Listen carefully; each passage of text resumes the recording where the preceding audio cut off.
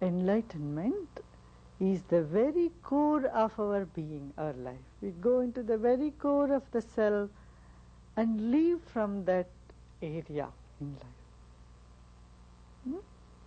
We are all gifted with that innocence.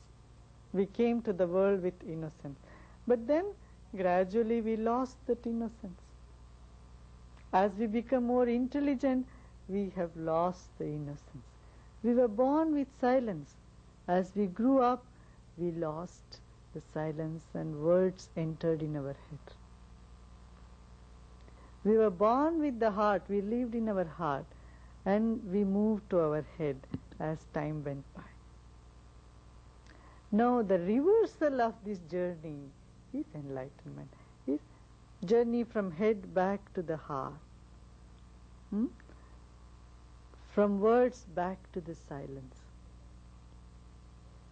And getting back to our innocent nature in spite of our intelligence. See?